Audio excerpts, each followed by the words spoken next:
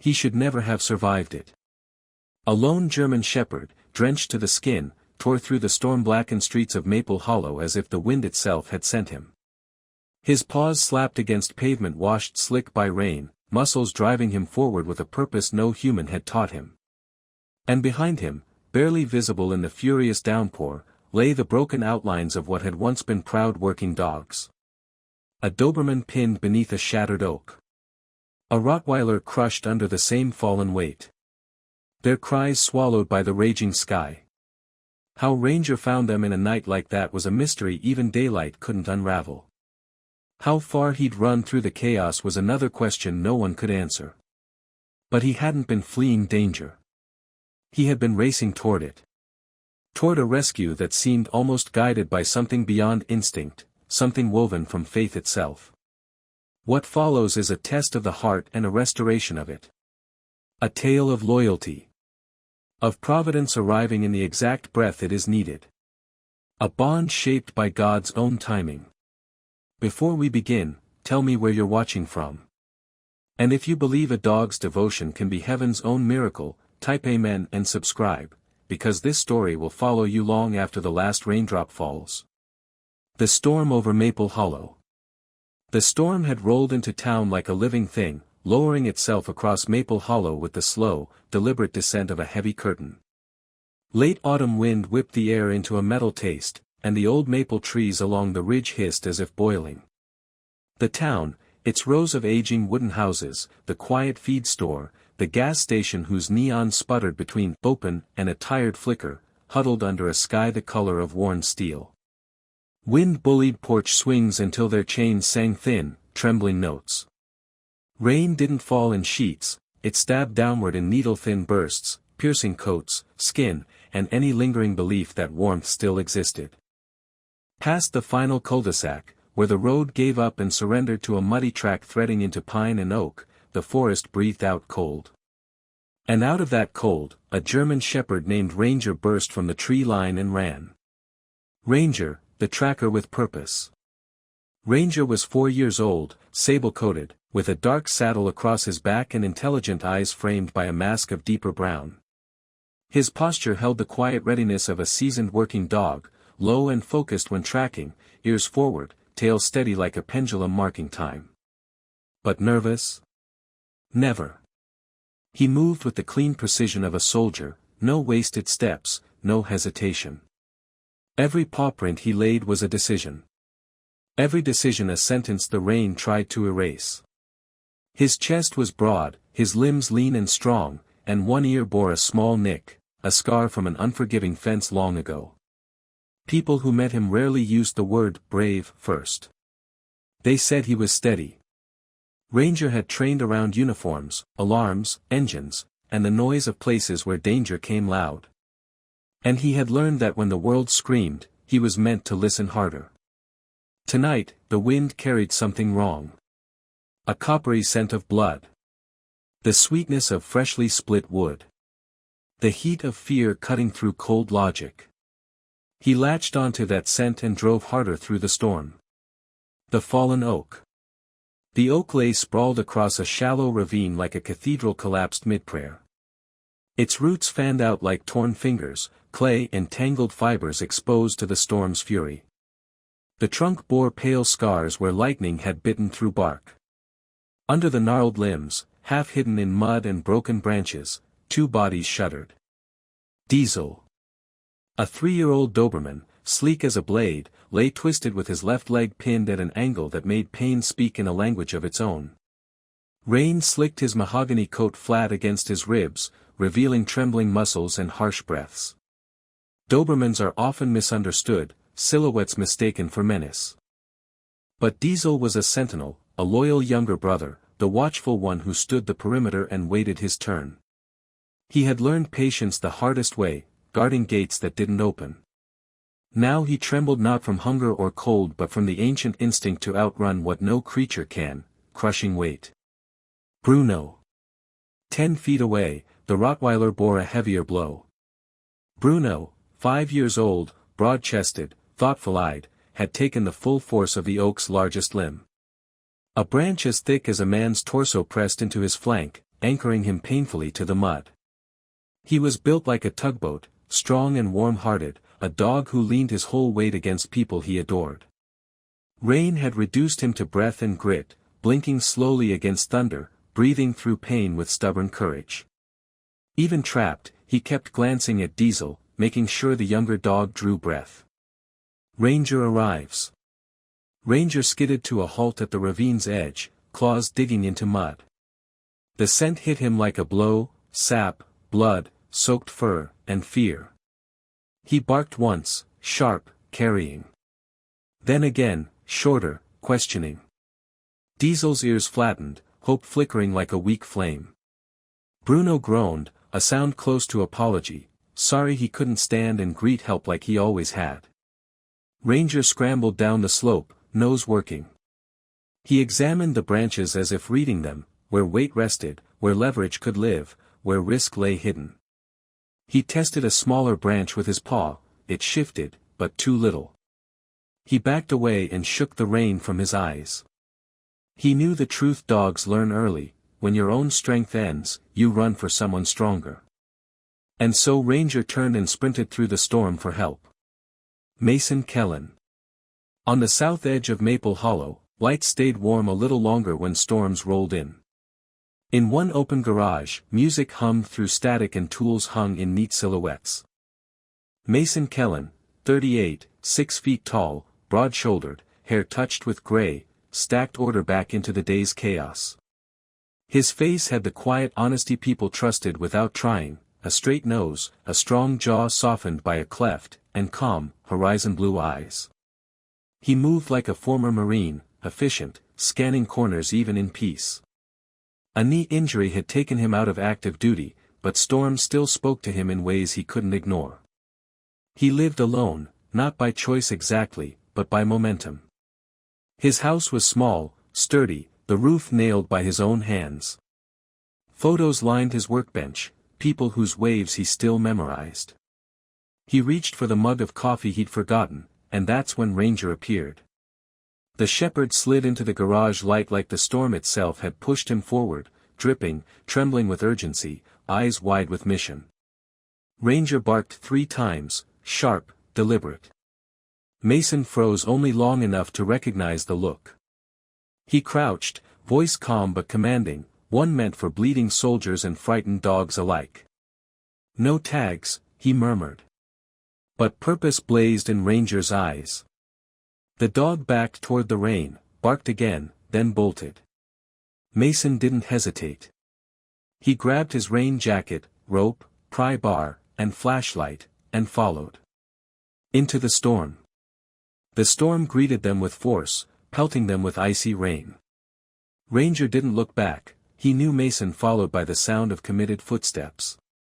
The path was rough, littered with brambles and pools of rushing water. Mason's old knee complained, but he pushed on.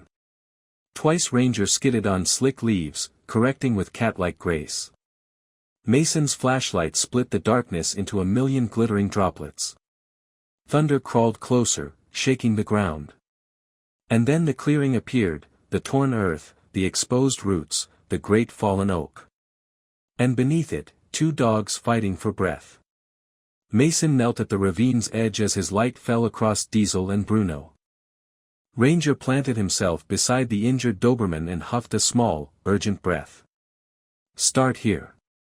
Mason slid carefully down the muddy slope, boots grinding for traction as the storm pressed against his back. The smell hit him first: iron, sap, soaked fur, the sharp edge of fear.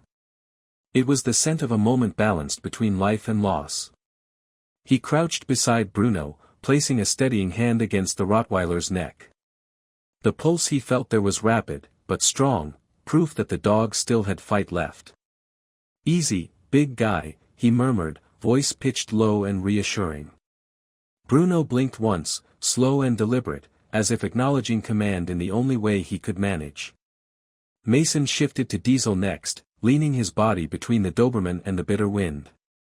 Diesel flinched when the flashlight beam crossed his pinned leg, a whimper slipping out before he could swallow it back. Ranger pressed close, bracing Diesel with a warm flank. His presence was a quiet anchor, a soldier standing with a wounded comrade. Mason's mind clicked into triage mode, the same mental blueprint he'd relied on overseas. Quick assessment. No panic. Measure the situation. Then act. The main branch, a monstrous limb, lay across Bruno's side, thick as a man's torso. Another smaller branch pinned Diesel's leg at a brutal angle. The root ball behind them was unstable, soil shifting beneath every gust of wind. One wrong move could bury all three. Mason drew a slow breath. This was going to take more than muscle. He looped his rope twice around the smaller branch near Diesel, securing it to the pry bar. A makeshift Spanish windlass. Crude, but effective, if the wood cooperated. He wedged the bar against a stubborn jut of root and leaned in. The limb rose only a fraction, the kind of stingy movement that taunts more than helps. He needed inches. He had millimeters. And every inch would shift pressure onto Bruno. Ranger watched him, unmoving. Diesel's eyes tracked Mason's hands. Bruno's breath came thick and uneven, each exhale riding the thunder. Mason paused, shoulders shaking with cold and strain. He knew he'd trained for moments like this, the kind where time could either be an ally or an executioner. But the margin was razor thin. Lightning cracked overhead, bright enough to paint the gully in white. Thunder followed, a rolling growl that vibrated through the mud beneath them. Mason planted his boot deeper, adjusting his stance. He had seconds. Maybe less. He tightened his grip on the bar again, and the ground moved. A subtle shift. Barely perceptible. But unmistakable. The massive root ball behind them pondered collapse. If it went, the gully would fold like a dying lung. Hold, Mason whispered to the earth, the tree, the storm, anything listening. Rain tapped against branches like frantic fingers. Diesel's gaze locked on his, pain and will battling in his eyes. Bruno, even crushed under weight, kept glancing toward Ranger, refusing panic with exhausted defiance. Ranger pressed harder against Diesel, grounding him. Mason exhaled once, steadying his breath. Then the world above them snapped. A sharp crack split the air, a branch breaking loose from the damaged oak. Mason looked up in time to see it spinning downward, angled like a spear toward Ranger. He didn't think. Instinct took over. He lunged, grabbing a handful of the shepherd's wet scruff, yanking him sideways. The falling branch slammed into the mud where Ranger had stood, carving a clean wound in the earth. A fan of muck sprayed across Diesel's chest. Pain flared in Mason's shoulder as they hit the ground together. He rolled, then sprang up with the reflex of a younger man still in uniform.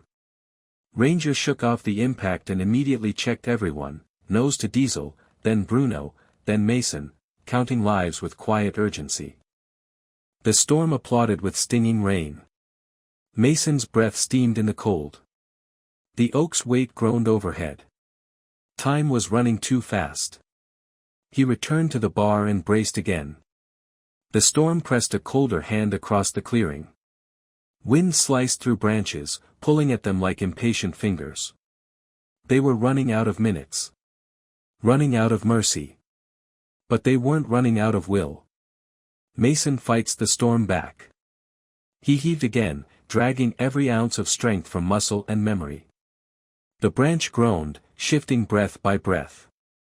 The clearing was turning into a swamp, mud sucking at his boots, threatening to steal balance.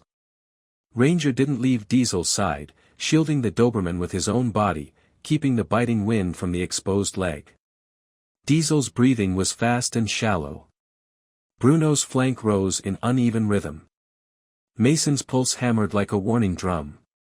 He dug in deeper, sweat mixing with rain on his brow. Another surge.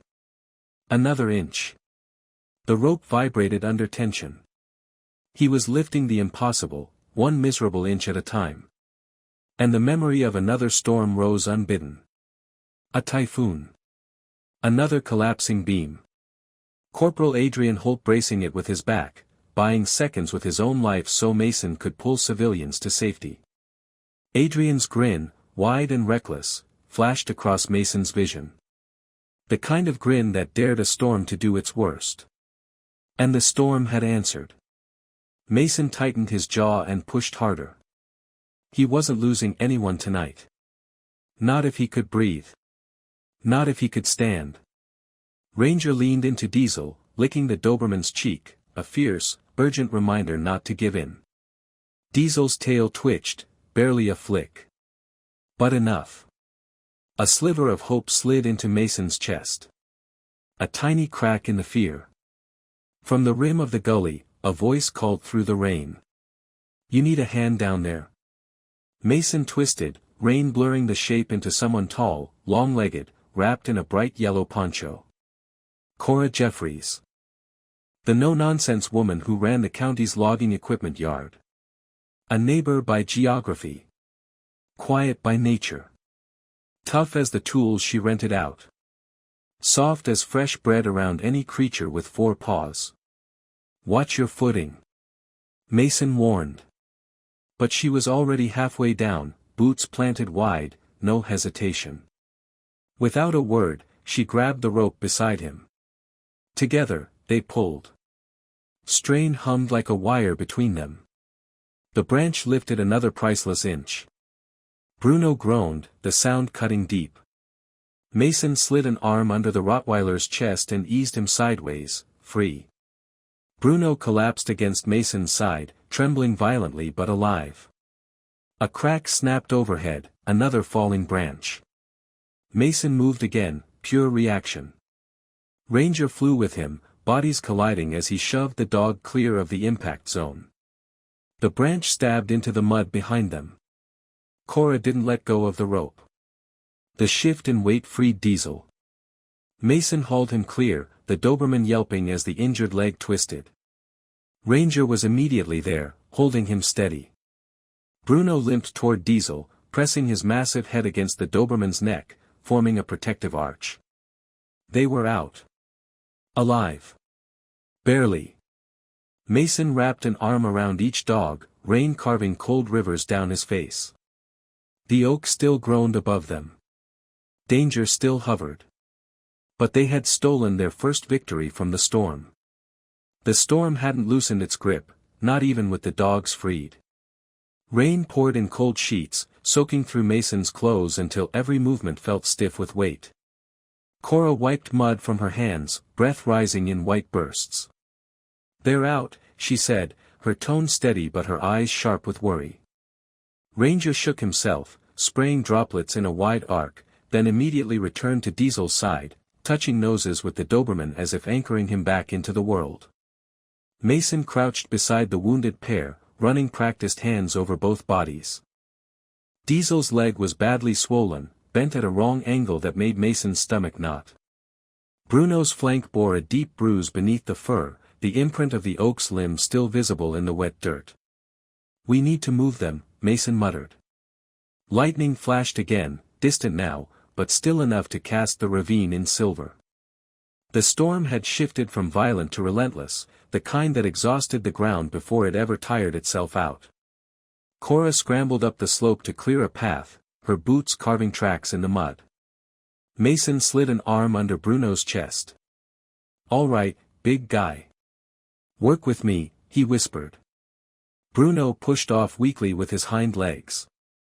His body trembled, but he stood long enough for Mason to guide him forward. Ranger nudged Diesel toward the incline, each gentle press of his shoulder urging the Doberman onward. Halfway up, a fierce gust slammed into them. Mason staggered, his knee threatening to buckle. Cora reached down from above, gripping Bruno's collar and hauling the heavy dog the last few feet. Mason scrambled after them, Diesel squeezed between him and Ranger until they reached the top.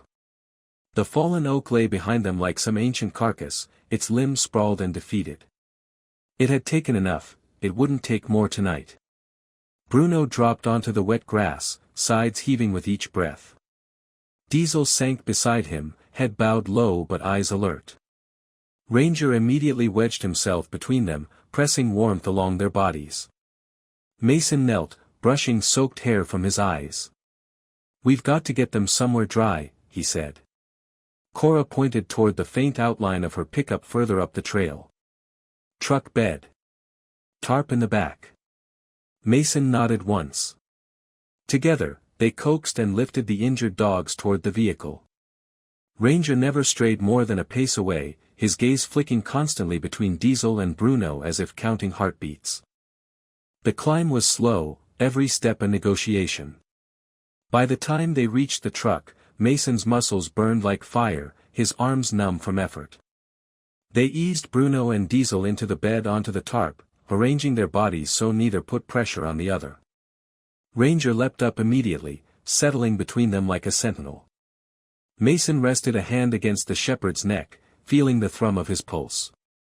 "Stay with them," he murmured. Cora climbed into the driver's seat, glancing back. "Hold on to them. Road's not friendly tonight."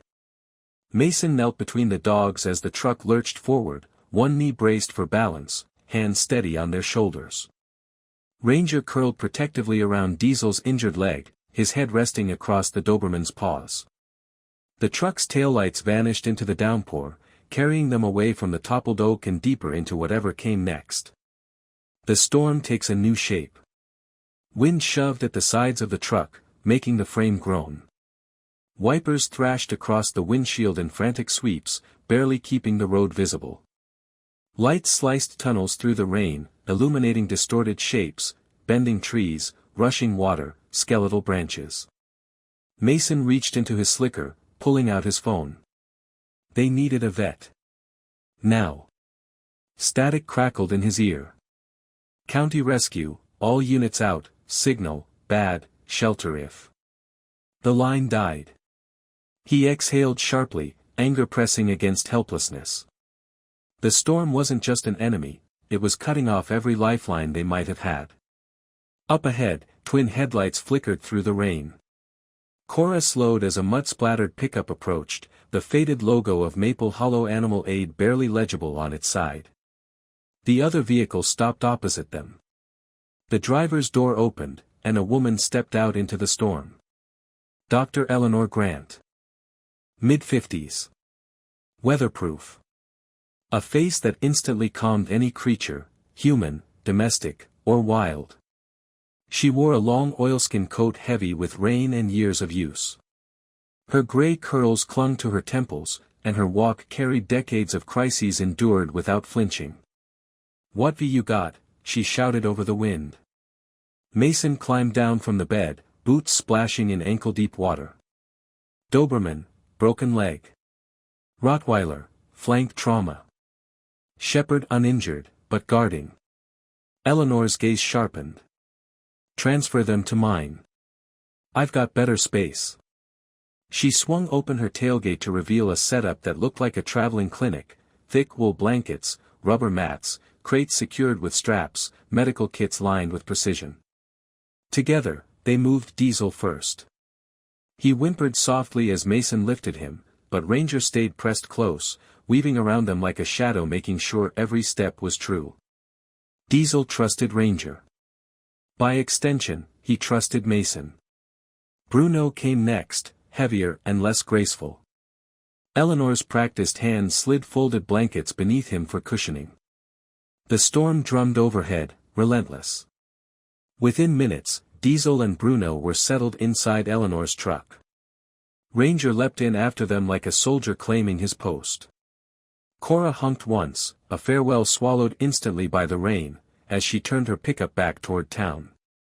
Mason climbed into Eleanor's passenger seat, dripping water onto the floorboard. The road ahead snaked into low country, where fields shimmered with standing water. Eleanor drove with the unshakable focus of someone who knew that panicking only made emergencies smaller on paper, not in reality. Mason watched lightning lace across the sky, counting between flash and thunder. Too close. Again. The road that wanted to take them. As they rounded a bend, headlights splashed across a stream of rushing water cutting across the pavement. Eleanor squinted. "That's the creek. Shouldn't be this high unless the culvert's clogged." The water looked shallow. false comfort. Mason's instincts prickled. Fast water could turn 2 inches into danger. No better route. No time to waste. Eleanor eased the truck forward. Front tires entered the current, sending up sprays of muddy arcs. Halfway across, Mason felt it, the shift. The subtle but sickening slide of wheels losing traction. The road beneath them had begun dissolving. The back of the truck drifted toward the washed-out edge. "Stop!" Mason barked. Eleanor hit the brakes. The truck didn't obey, current pushing against it with stubborn strength. Mason was out of the cab before logic could argue, boots plunging into knee-deep, icy water. The cold bit like teeth. He grabbed a coil of lead rope from the emergency kit. Clipped one end to the tow hook. He fought upstream, pushing against water determined to knock him sideways. A sycamore tree stood at the far shoulder, trunk thick enough to trust. Mason wrapped the rope around it twice, tying off a knot his hands remembered from a life lived half a world away. He pulled himself back along the rope to the truck. "Hold the wheel straight." Hand over hand, he dragged against the current. The truck's tires found traction. Bit into gravel. Shifted. Inch by inch, the vehicle crawled back toward center. The current hissed, angry at losing. Finally, the rear wheels clambered onto solid ground. Mason collapsed against the side of the truck for a breath, soaked to bone and shaking with adrenaline. Eleanor glanced at him, lips twitching, not quite a smile, but recognition. A fellow survivor recognizing another. Behind them, Ranger nudged both injured dogs, checking, reassuring. Above them, thunder rolled. But for the first time all night, they'd stolen a moment back. Shelter at last. The ridge rose ahead, the path toward Mason's home. Though invisible through the storm, he could picture his porch light glowing like a promise. By the time Eleanor's truck crunched over the gravel, the storm had softened into something tired, still heavy but no longer furious. Mason leaped from the cab before Eleanor turned off the engine. Ranger stood with paws braced on the side panel, urging him forward with eyes alone. Inside, the house smelled faintly of a morning fire, warmth waiting patiently. Tonight, that house would become something more. A refuge. A battlefield. A home. Mason shoved aside a coffee table, rolled up a rug, and cleared space in the living room. Eleanor moved quickly, laying down a clean tarp and opening her medical bag. Tools glinted under the lamplight. Bruno was carried in first. Mason nearly buckled under the Rottweiler's weight but managed to lower him onto the tarp with care. Diesel came next in Eleanor's arms, limp but trusting. Ranger circled once, then lay pressed against Diesel's side, his rightful place.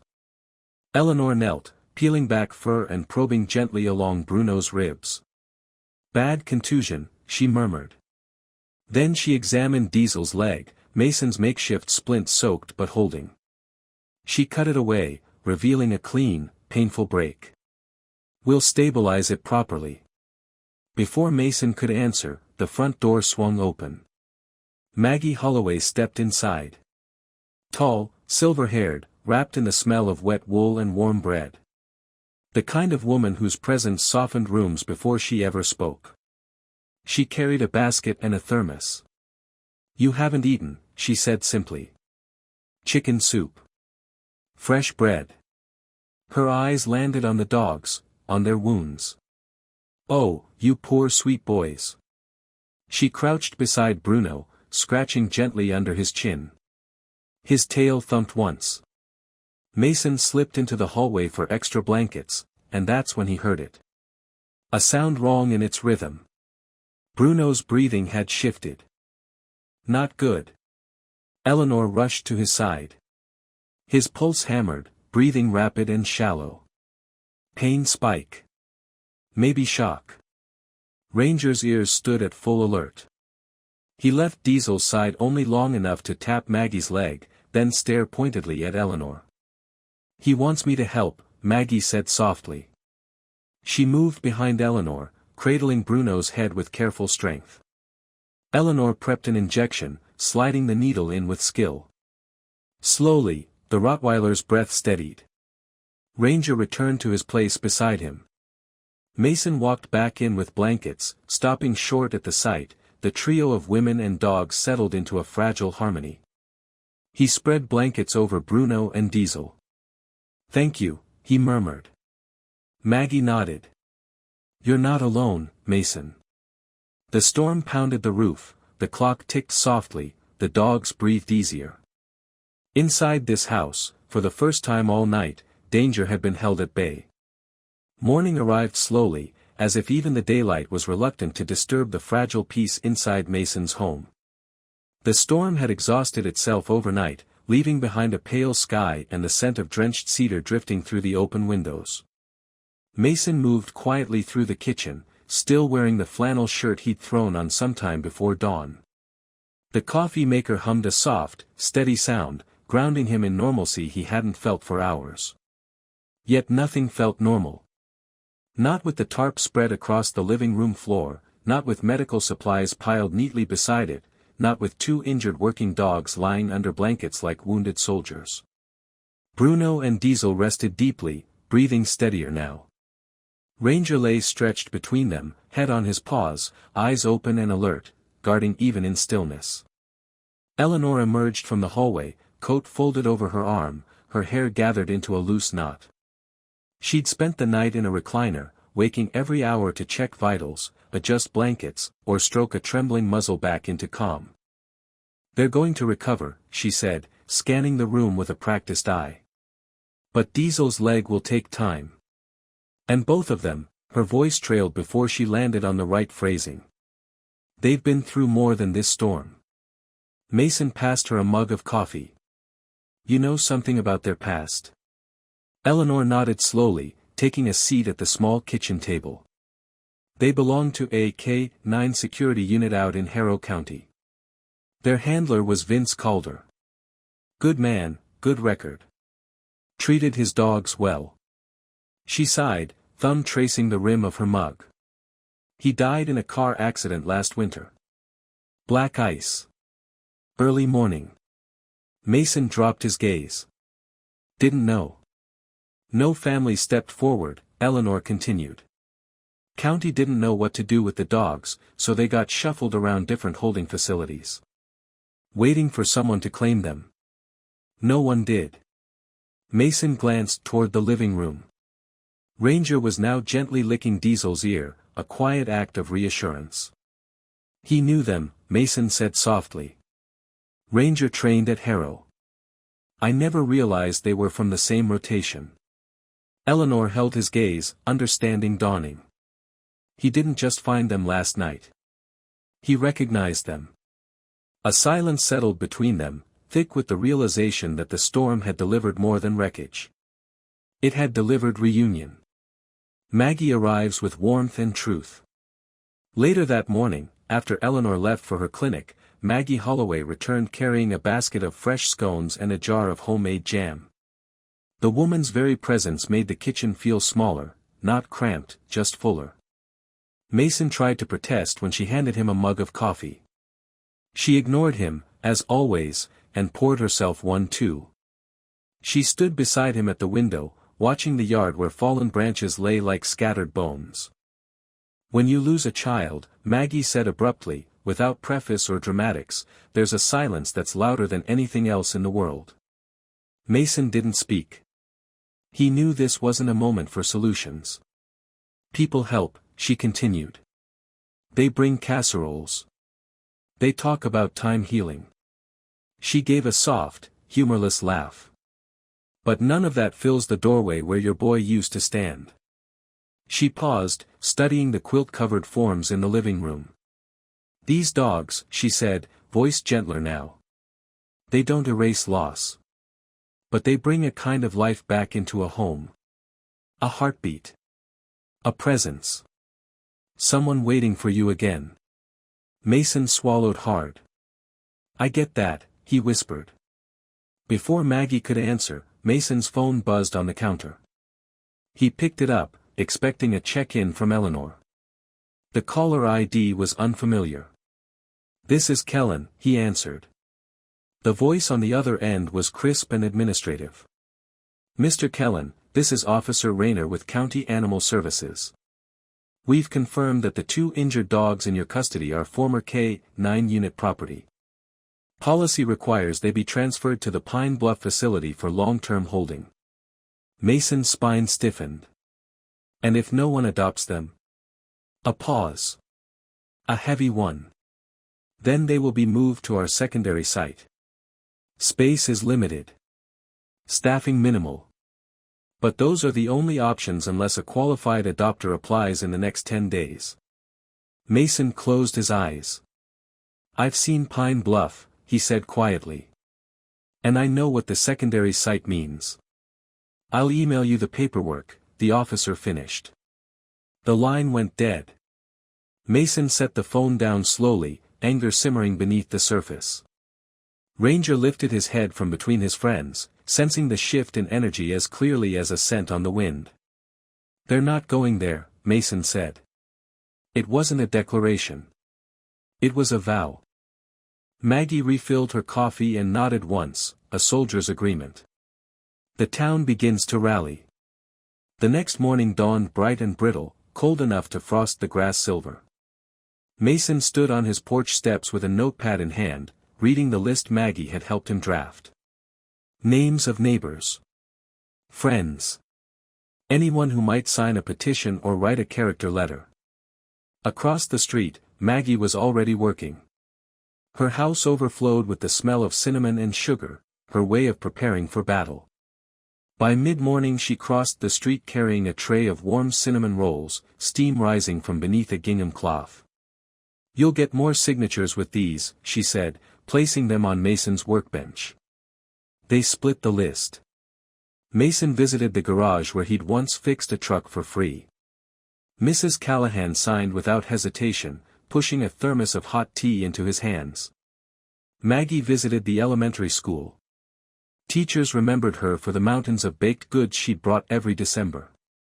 They gladly wrote letters testifying to her character, reliability, and kindness. By noon, the petition was already respectable. By dusk, it was impressive. Signatures. Notes. A few shaky lines from an elderly neighbor who could barely hold a pen. "This dog saved a life. Don't send him away. They belong together. Sometimes a town needs its guardians." Back at home, Ranger took on a role of his own. Every few hours he coaxed Bruno and Diesel out into the yard for slow, deliberate laps. The Rottweiler moved with a small hitch, but his eyes were bright. Diesel was cautious, but determined. It was as if Ranger knew they had to look strong for what was coming. County inspectors arrive. On the 3rd day, the white county truck appeared at the end of the road. Ranger stiffened instantly. Bruno rose slowly. Diesel tried to stand but faltered. 2 inspectors stepped out. Carl Dempsey, tall, narrow-faced, with a clipboard and an expression sharpened by years of rules. Felicia Tron, younger, kinder eyes, but cautious. Mason met them at the gate. Maggie followed with a covered dish. "Hope you're not allergic to apple cobbler," she said with a disarming smile. They inspected the fence, the yard, the gates, the new latches Mason had installed at dawn. Felicia nodded approvingly at the reinforced enclosure. Carl scribbled notes without expression. Then came the moment Mason dreaded. The dogs. Ranger rose first, steady, disciplined, ears forward but not aggressive. Bruno followed, leaning into Mason's leg. Diesel braced himself, but the moment he tried to put weight on his injured limb, a tremor shot through his body. Ranger reacted instantly, moving to Diesel's side, pressing nose to shoulder.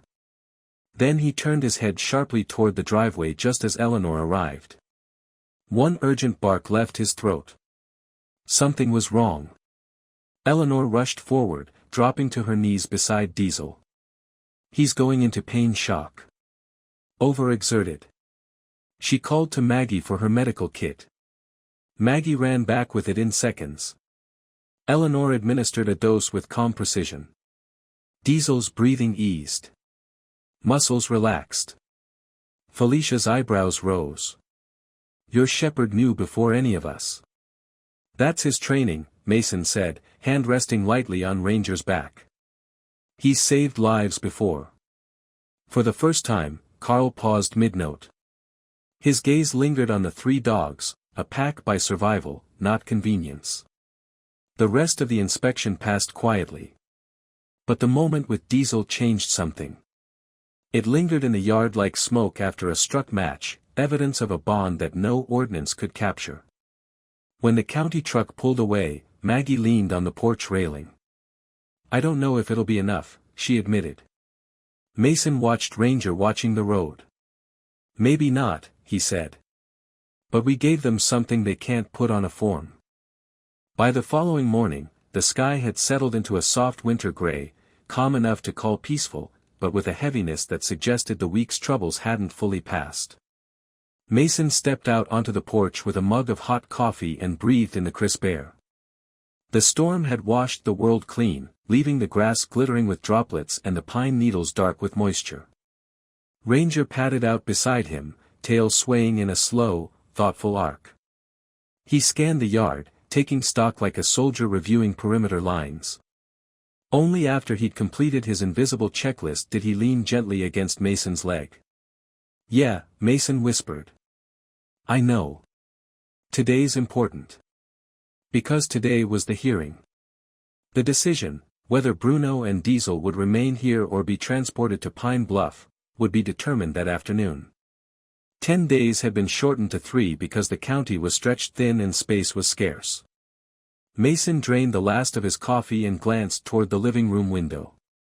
Diesel lay curled beneath a quilt, splint secure, eyes tracking Ranger's every movement. Bruno sat beside him, his huge head resting near Diesel's shoulder in silent solidarity. They weren't just recovering. They were rebuilding. Mason returned inside, moving slowly so as not to disturb them. Maggie was already in the kitchen, apron dusted with flour, rolling dough for hand pies she insisted on bringing to the hearing. Comfort food softens hard people, she said matter-of-factly. You think pie will sway the county board? Mason asked. No, she replied, patting dough into a tin. But it can't hurt. And if things go badly, you'll need something warm to hold. He smiled gratefully. On the couch, Diesel stirred. His ears flicked forward as Ranger approached, touching noses with him in greeting. The Doberman relaxed again instantly, as if reassured simply by Ranger's presence. Bruno lifted his head, tail thumping once. Mason crouched beside him. We're gonna fight for you, he murmured. All 3 of you. Bruno pressed his forehead into Mason's shoulder, an expression that felt very close to thanks. A town shows up. Later that morning, Maggie and Mason loaded the petition folder, character letters, and medical documents into a canvas bag. When they pulled out onto the main road, they expected the drive to County Hall to be quiet. It wasn't. At the end of Maple Hollow Road, a cluster of neighbors had gathered, some in jackets, some still in pajamas beneath their coats. They held thermoses, umbrellas, and clipboards. Mrs. Callahan waved a stack of fresh signatures. We added 20 more, she called. Mason blinked. All this, for them? Of course, she replied, as if surprised he even questioned it. Those dogs belong here. Behind her, Ned from the garage tapped the hood of Mason's truck. Got your back, buddy. Someone else pulled up with a cardboard display board, photos of Bruno and Diesel taken during the storm, Ranger standing guard over them like a sworn protector. Maggie placed a hand on Mason's arm. Looks like your little town has decided something. What's that? That family comes in many shapes. The road to County Hall wound through gentle hills and frost-touched fields. Smoke curled from chimneys. A handful of deer stood motionless near the tree line, watching them pass. The calmness outside contrasted sharply with the knot in Mason's chest. When they arrived, the parking lot was fuller than expected. Trucks, sedans, a few county vehicles. People stepped out carrying petitions, notebooks, even homemade signs. Keep the K-9 crew together. Save Bruno and Diesel. Let Ranger keep his pack. Mason gripped the bag tighter. This was becoming bigger than he'd ever imagined. The hearing begins. Inside, the hall was fluorescent lit and sharply cold. Rows of folding chairs faced a long table where 3 board members sat: Director Hargrove, stern and meticulous; Marla Quinn, younger, quiet, observant; and Ralph Timmons, whose perpetual frown seemed carved into place. Carl Dempsey and Felicia Tron, who had done the inspection, sat off to the side. Hargrove tapped his pen. Let's begin. We're here to determine custody and placement of 2 former K-9 unit dogs currently under the temporary care of Mr. Mason Kellen. Mason stepped forward. Maggie stood beside him. Neighbors filled the rows behind them, their presence a warm pressure against his back. Hargrove continued, county policy requires reassignment to Pine Bluff, unless compelling cause is shown otherwise. Mason cleared his throat. Sir, these dogs aren't strays. They aren't abandoned. They're trained K-9s who lost their handler. They've served. They've protected. And they've found their pack again, with Ranger. He placed the petition and letters on the table. They've been through trauma most won't ever know. Sending them to Pine Bluff would break them. Keeping them together gives them a chance. He paused, steadying his voice. And I'll take responsibility. Their care. Their medical bills. Their training. Everything. Felicia stood unexpectedly. Mr. Kellen's property met, and exceeded, safety requirements during inspection. Carl hesitated, then added stiffly. And the shepherd displayed advanced detection behavior. He alerted us to the Doberman's medical distress before symptoms were visible. The board murmured quietly among themselves. Then Maggie stepped forward. My son died 3 winters ago, she said softly. The room instantly hushed. These dogs came into my home that night. I watched them hold each other together. And I watched that shepherd protect them with a devotion I wish more humans held. Her voice trembled but didn't break. These boys deserve a home. Not another facility. She stepped back. Mason squeezed her shoulder. Next came the neighbors, one by one. Letters. Stories. Witnesses to the storm rescue. By the time the last volunteer finished, the board members exchanged looks that weren't as hard as they'd been earlier. But Ralph Timmons leaned into his microphone. And what happens if another storm hits? Or the dogs relapse? Or if Mr. Kellen can't control 3 large working breeds? Ranger, sitting quietly at Mason's heel, lifted his head. Perfect timing. The shepherd walked forward on silent pause, stopping directly in front of the board table. He sat, poised, confident, a model of calm discipline. Then he did something that silenced the room completely. He placed his paw gently on the stack of letters. A deliberate gesture. Simple. But powerful. Hargrove blinked. Marla Quinn let out a soft breath. Even Ralph leaned back, unsettled.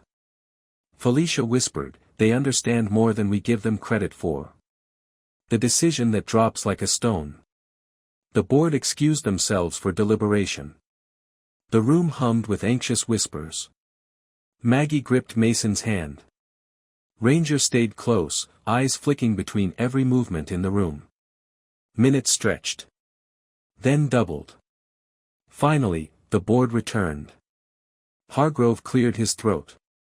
The county board has reached a decision. Mason's pulse hammered.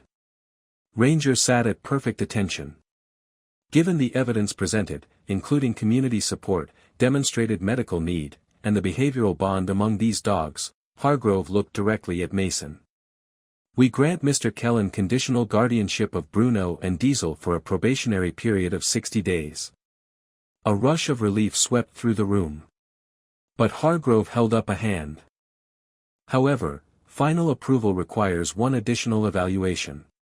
A live demonstration. Mason stiffened. What kind of demonstration? Ralph Timmons leaned forward. A safety and stability test. We need to be certain all 3 dogs can behave reliably in unpredictable environments. When? Mason asked. Hargrove folded his hands. 30 minutes. The words landed like a stone dropped in deep water. The room fell silent. Ranger looked up at Mason. Bruno and Diesel had only just begun healing. And now, they were being asked to prove their worth. Not with papers. Not with petitions. But with performance. 30 minutes. 30 minutes. The words echoed in Mason's mind like a countdown he couldn't slow. The hearing room emptied into the hallway, people murmuring, offering quick encouragements, but all of it sounded far away, as though the world had faded behind glass. Ranger walked at his side with a composed, almost regal steadiness. Bruno limped behind them, leaning gently into Maggie for support. Diesel followed, moving as carefully as a soldier recovering from the battlefield. The board wanted a demonstration.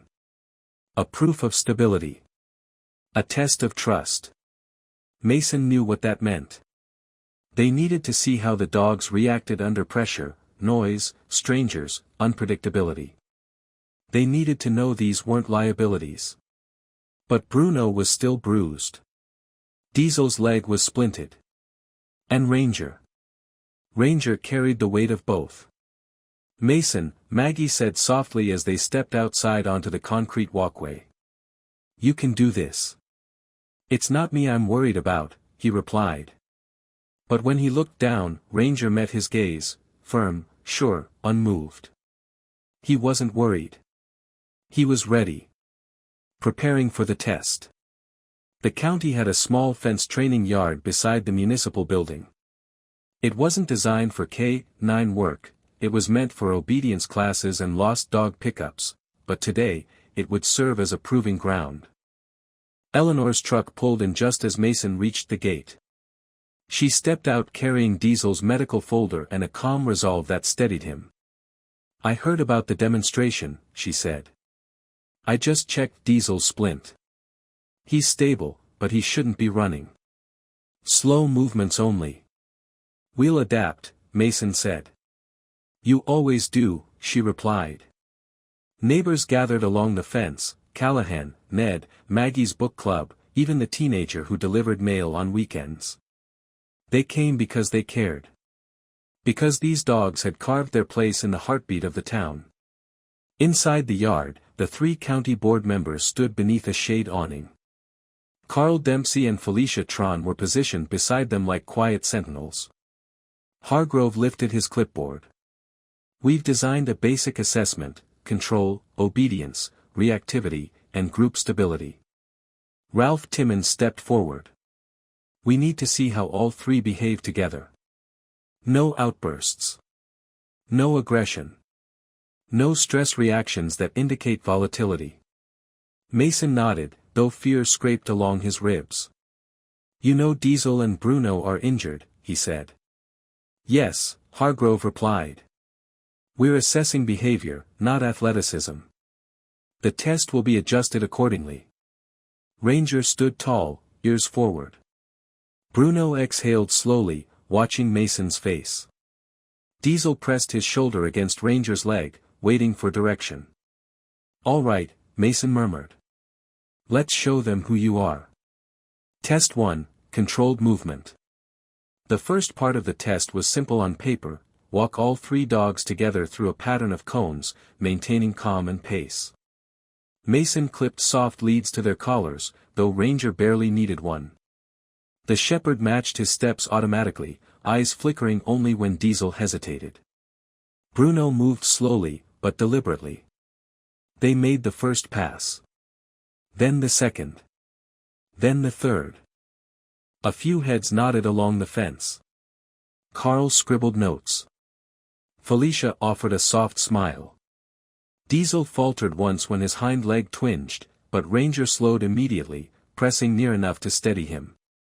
Mason adjusted pace without drawing attention to it. "Good control," Hargrove announced. Mason let himself breathe. Test 2, reaction to sound. The second test involved controlled noise, a metal gate slammed once, a whistle blown, a dropped clipboard. Nothing extreme. But enough to startle untrained animals. The assistant slammed the gate. Ranger lifted his head, alert but calm. Bruno's ears flicked. Diesel leaned against Ranger, waiting. No panic. No aggression. Felicia whispered something to Hargrove. Next, a whistle. Ranger didn't even rise, just flicked his tail once, eyes never leaving Mason. Then came the clipboard drop, loud, sharp, unexpected. Bruno jerked slightly, but didn't bark. Diesel startled, then inhaled Ranger's scent and resettled. Ranger remained stone still. "Remarkable," Carl murmured. Mason almost smiled. Test 3, stranger interaction. A volunteer entered the yard, young, nervous, clearly not used to dogs. Bruno watched him approach but stayed seated. Diesel lowered his head but didn't withdraw. Ranger stepped forward with careful, precise manners. He sniffed the stranger's hand. "Saturday." Gave a single, gentle tail wave. The volunteer smiled despite himself. Ranger moved aside so Bruno and Diesel could sniff. Both did, slowly, respectfully. Carl scribbled faster this time. Ralph Timmons raised a brow, surprised. The test was going better than Mason had dared hope. Test 4, group response to stress. This was the one Mason feared most. A dummy figure, life-sized, wearing a reflective vest, would be rolled into the yard on wheels. It would move unpredictably, stopping suddenly or shifting directions. They wanted to see how the dogs handled motion, pressure, and shared space while injured. Mason crouched beside them. "Stay with me," he whispered. "Trust me." Ranger placed his forehead against Mason's shoulder for a beat, an affirmation stronger than any human nod. The dummy entered the yard, wheels squeaking. Ranger rose. Bruno stiffened. Diesel tensed, but stayed behind Ranger. The dummy rolled sideways, fast. Ranger stepped between it and Diesel like a wall. Bruno mirrored the movement on the opposite side. Then Mason gave a single command. "Stand down." They froze. They listened. They obeyed. The dummy rolled forward again. Ranger backed up slowly to maintain space. He didn't growl. Bruno didn't bark. Diesel didn't panic. They held the line. Together. Marla Quinn leaned toward Hargrove. "This is extraordinary. They're communicating. Coordinating." Ralph exhaled heavily, frustration or reluctant admiration, Mason couldn't tell. Finally, Hargrove lifted a hand. "That's enough." The dummy rolled to a stop. Ranger immediately turned toward Diesel, nuzzling his cheek. Bruno followed, checking on him too. It wasn't display. It wasn't training. It was instinct. Family instinct. Test 5, the homeward recall. The final part was simple. Release the leads. Walk 20 feet away. Call for them. And see what they choose. Mason stepped across the field, heart beating too hard, throat dry. When he turned, all 3 dogs were watching him, still, quiet, waiting for a sign. He opened his hands. "Come home." Ranger launched first, graceful, powerful, determined. Bruno lumbered behind him, limping but focused. Diesel, splint and all, pushed forward with heart that exceeded strength. Ranger doubled back halfway to support him, guiding him the rest of the way. All 3 reached Mason within seconds, pressing into him in a tangle of wet noses and warm fur. Neighbors cheered. Maggie wiped tears. Eleanor whispered, "There it is." Carl put down his clipboard. Felicia clapped softly. Marla Quinn whispered something to Hargrove. Even Ralph Timmons didn't object. Hargrove turned to the crowd. "We have everything we need." The test was over. And everyone could feel it. The heart of the decision had already shifted. The board members retreated back inside the municipal building, leaving the training yard in a rare hush. Rainwater still clung to the fence posts, dripping methodically into the grass. Neighbors lingered, whispering about how well the dogs had done, how Ranger had practically conducted the entire demonstration himself. Mason knelt, brushing his hands through Ranger's fur. "You carried them," he whispered. Ranger pressed his head into Mason's palm, accepting both the praise and the weight that came with it. Behind him, Bruno and Diesel settled into a slow pant, tired but composed. Diesel shifted awkwardly until Bruno leaned his massive body against him, a gentle brace. "They did everything right," Maggie said, walking up with a thermos of warm cider. She handed it to Mason. "If those board members didn't see that, then they're blind." "They saw it," Mason said quietly, watching the building's glass doors. "The question is whether they'll let themselves admit it." Maggie put a gentle hand on his shoulder. "You've done all you can. Now let them do the right thing." But Mason knew, sometimes, right didn't win in a world of policy. Still, he hoped. The long wait. The waiting room inside County Hall felt colder than before, as though the fluorescent lights absorbed warmth. People filled every chair, neighbors who refused to leave, Eleanor with Diesel's updated medical chart clutched in hand, Ned from the garage pacing in slow circles. Bruno and Diesel lay side by side near the door, Ranger sitting between them like a lighthouse. Mason remained standing, hands on the strap of the canvas bag, eyes trained on the closed conference room where the board deliberated. Minutes dragged. Then stretched. Then tangled into something that felt like hours. Maggie sat knitting, needles clicking softly, a steady rhythm that softened the tension in the room. Eleanor finally broke the silence. "If they deny the petition," she said, "there are still appeal options." Carl Dempsey, leaning awkwardly against a wall, added quietly, "And I'll testify for them if needed." Felicia nodded. "I will too. They passed every behavioral test. And Ranger, he's exceptional." Their support helped, but the knot in Mason's stomach didn't loosen. Then, finally, the conference door opened. Hargrove stepped out first, expression unreadable. Marla Quinn followed, face softer, thoughtful. Ralph Timmons trailed behind, arms folded. Everyone stood. Ranger rose too, posture tall, commanding without aggression. Bruno and Diesel sat up as well, tired, hurting, but present. Hargrove cleared his throat. "We've reviewed all documentation and observed the demonstration," he began. "Before we deliver our decision, we want to clarify, our responsibility is to ensure the safety of the community, the welfare of the animals, and the adherence to county policy." Every word tightened the room. Mason instinctively stepped closer to the dogs. Ranger's ears twitched. Diesel leaned into Bruno. Bruno kept his gaze fixed on Mason alone. Hargrove continued. "Based on the evidence presented, the demonstrated bond among the dogs, and the substantial support from the community." A pause. Too long. "The board unanimously approves the permanent adoption of Bruno and Diesel by Mr. Mason Kellen." The room erupted. Gasps. Then cheers. Maggie pressed her hands over her mouth, tears escaping. Ned let out a triumphant whoop that echoed off the ceiling tiles. Even Carl looked relieved.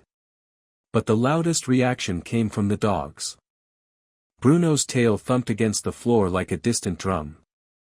Diesel's ears perked, eyes wide and hopeful. Ranger exhaled a breath that seemed to release weeks, not days, of tension. Mason swallowed hard. Relief surged through him so fast it nearly buckled his knees. "Thank you," he breathed. Hargrove raised a hand. There's one more condition. The room quieted again. Due to their trauma history and the circumstances of their previous assignments, we recommend that the 3 dogs be evaluated as a single bonded cluster. Mason frowned. Meaning? Marla Quinn stepped forward. Meaning they shouldn't be separated. Ever. Not for boarding, not for transit, not for rehoming. They're a pack.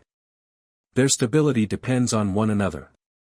And Ranger, she looked down at him, functions as their anchor. A murmur rippled through the room. Mason stared at Ranger, who stared right back with calm certainty. I wouldn't separate them anyway, Mason said. Marla nodded, satisfied. Felicia gave Ranger a small salute with her pen. Even Ralph managed something close to a shrugging acceptance. Hargrove closed his binder. Then everything else is just paperwork. A celebration in the parking lot. People spilled outside into the crisp afternoon air, the sky pale and open after days of storms. Mason walked with Ranger at his side, Diesel and Bruno trailing close behind. The parking lot transformed into a spontaneous celebration, thermoses passed around, hands shaken, shoulders clapped. Maggie passed out her hand pies like medals. Bruno received pats from people who had never dared approach him before. Diesel leaned into children who trotted up with hesitant awe. Ranger moved among them with quiet dignity, checking on both dogs every few minutes. Eleanor approached, folding her hands in front of her. You realize, she said, your life just changed. I know, Mason replied. She looked at the 3 dogs, forming a small triangular shape around him. No, she corrected softly. I mean all of your lives just changed. Mason nodded. She was right. Across the lot, Maggie placed a knitted scarf around Diesel's neck, a warm red one she'd crafted during the hearing. That's for being brave, she told him. Diesel leaned his cheek into her coat. Then Ranger stepped forward, nudging Maggie's hand. For you? She asked. He lifted his paw and placed it gently in her palm. With that simple gesture, Maggie's expression cracked into a smile that years of heartbreak had tried and failed to extinguish. The drive home. On the ride home, the world looked subtly different, cleaner, brighter, promising. The dogs rested in the back seat, Bruno stretched across the floor, Diesel curled against him, and Ranger perched between them, ever watchful. Mason glanced in the rearview mirror, watching Ranger's eyes move from Diesel to Bruno to Mason, like a commander accounting for his unit. You did it, Mason said softly. Ranger blinked once, slow and sure. The sun dipped low as they reached home, casting warm light across the porch, light that felt like a welcome returning after a long absence. Mason opened the tailgate. Bruno lumbered out. Diesel hopped carefully with Ranger assisting at every step. They moved as a single organism, 3 bodies, 1 intention. Home. When all 3 reached the porch, Ranger paused, waiting for Mason. Mason stepped beside him. Let's go in, he said. And for the first time, it wasn't just Mason's house. It was theirs. That evening, the world seemed to settle in a way it hadn't for days. The storm had blown itself into memory, leaving behind a sky washed clean, soft blues deepening toward twilight, a chill in the air, and an unmistakable stillness that whispered of new beginnings.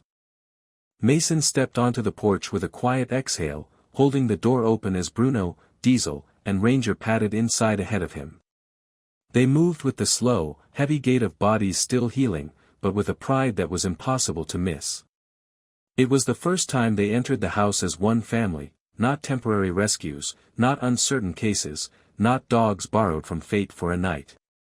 They were home. The living room, once a place of isolation, felt alive now. The blankets on the floor, the scattered toys Ranger had recently rediscovered, the pillows Maggie brought over after the hearing, all of it made the house feel warmer than a fire ever could. Mason set his keys on the counter and knelt. Beds are over here, he said, pointing to the corner he'd arranged earlier. Bruno sniffed his new orthopedic pad, turned twice, then lowered himself with a satisfied grunt. Diesel curled up beside him, leaning against the Rottweiler's shoulder as if it were the most natural thing in the world. Ranger didn't lie down, not at first. He walked a slow circle around the room, checking windows, sniffing corners, ensuring his perimeter was safe. Only when he completed the full loop did he settle beside the other two, looping his tail gently across Diesel's ribs. Mason watched them, heart swelling fuller than he expected. "You three," he said quietly, "are exactly where you belong." A community comes together. The next few days blurred together in a rhythm of care, routine, and unexpected joy. Neighbors dropped off casseroles, blankets, chew toys, old beds, and handwritten notes. Children biked past the house just to glimpse the hero dogs. Maggie brought cinnamon bread each morning and stayed for coffee, filling the house with soft conversation and warm laughter. Diesel's splint was replaced at Eleanor's clinic, this time more secure, tailored precisely for his recovery. Bruno's bruising faded slowly, the swelling easing under Eleanor's care and Mason's gentle treatment. Ranger oversaw it all. He guided Diesel outside at a careful pace. He napped beside Bruno when the older dog felt stiff. He checked on Mason in the evening, nose to knee, a silent conversation they both understood. For the first time in a long time, Mason slept through the night. The house no longer echoed with absence. It hummed with presence. Old wounds, quiet healing. One afternoon, while Diesel rested on the porch and Bruno dozed in the sun, Mason sat with Ranger on the steps. The shepherd leaned his weight against Mason's side in quiet solidarity. "You knew them before," Mason said. "Didn't you?" Ranger lifted his head slightly. "You recognized their scent. Their fear. Their heartbeat. That's why you pulled me out into the storm." A small rumble vibrated in Ranger's chest, agreement. "And you brought them home." Ranger nudged his forehead into Mason's shoulder, a gesture so gentle it carried the weight of a promise. Mason placed a hand on his fur. "I won't let them be taken again," he whispered. "Any of you." A breeze stirred the pine branches overhead, scattering needles across the yard. Diesel lifted his head, ears flicking toward the sound. Bruno opened one eye and yawned.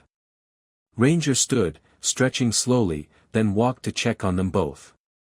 Mason watched him go, steady, deliberate, sure. Some leaders don't wear uniforms. Some don't carry weapons. Some simply refuse to leave anyone behind. Ranger was that kind of leader. A visitor at the gate. A week after the hearing, a dusty sedan pulled up the gravel road. Mason glanced out the window, expecting another neighbor. But the man who stepped out wore a worn denim jacket with a patch stitched to the sleeve. K-9 Unit, Harrow County. He moved with the tentative steps of someone walking toward a memory. Mason met him at the gate. "Can I help you?" The man's eyes softened. I heard you have Bruno and Diesel." Mason nodded carefully. "They're inside. They're safe." The man swallowed. I was Vince Calder's brother." Silence hovered like a held breath. "I wasn't ready to take them when Vince died," he admitted, voice cracking. "I didn't think I could handle it. And by the time I came around, they were already lost in the system." Mason's chest tightened as understanding settled in. "But when I heard what you did," he scraped a hand across his face. "I had to say thank you." Mason gestured for him to follow. When the man stepped onto the porch, Diesel lifted his head first, ears perked. Then recognition dawned, slow, confused, but real. Bruno rose with effort, limping toward the man who dropped to his knees immediately. "They remembered him," Mason murmured softly. Tears slipped down the man's cheeks as he wrapped his arms around them both. Ranger approached, sniffed him, then gave a slow wag, a quiet acknowledgement of shared grief and shared healing. After a long moment, the man stood. "I don't want to take them," he said firmly. They've found their place. And Vince would have wanted them to stay with you. With him. He nodded toward Ranger. He's their anchor now. Mason nodded, swallowing the lump in his throat. Thank you, he said. The man squeezed his hand, then drove off down the road, dust trailing behind him like the trailing end of a chapter finally closed. A new mission. That night, as Mason sat on the couch with his journal, Ranger nudged his knee and dropped something into his lap. A service vest. Ranger's old K9 vest. Mason had found it in storage months ago but never put it back on him. Now Ranger was offering it up. You want to work again? Mason murmured. Ranger sat tall, waiting. Mason glanced at Bruno and Diesel, sleeping side by side near the fireplace. You want all three of you to have purpose. A slow tail wag. Mason smiled. All right. But we do it our way. The next days were filled with planning, calls with Eleanor, discussions with Cora, brainstorming sessions with Maggie. By the end of the week, a new idea had taken root. A canine rehabilitation and support program. Run from Mason's land. Guided by a shepherd who refused to leave anyone behind. Bruno would serve as the gentle giant, emotional reassurance. Diesel, once healed, would work alongside Ranger as a scent and alert specialist. Ranger would lead, as he always had. Together, they would help other dogs like them, lost, abandoned, traumatized, forgotten. A mission born from a storm. Closing scene, a pack with a future. Weeks passed. Bruno regained his strength. Diesel's cast was removed. Ranger trained daily with Mason, preparing for the program's first intake. One evening, as the sun bled gold across the horizon, Mason stood in the yard watching the three of them. Bruno chased a slow-moving ball, tail sweeping like a pendulum. Diesel practiced careful steps, his gait improving each day. Ranger watched over them both, never far, never distracted. Mason felt something settle deep inside him, something warm, steady, and profoundly right. The storm hadn't simply brought destruction. It had ripped open a path. To healing. To purpose. To family. Come on, boys, Mason called softly. Let's go home. All three lifted their heads. All three recognized the word. All three ran toward him, three shadows converging into one. Mason opened the door, and they filed and passed him, brushing against his legs, filling the house with their presence. And as the night drew in around them, the last thought that crossed Mason's mind was simple and true. They hadn't just been saved. They had been found.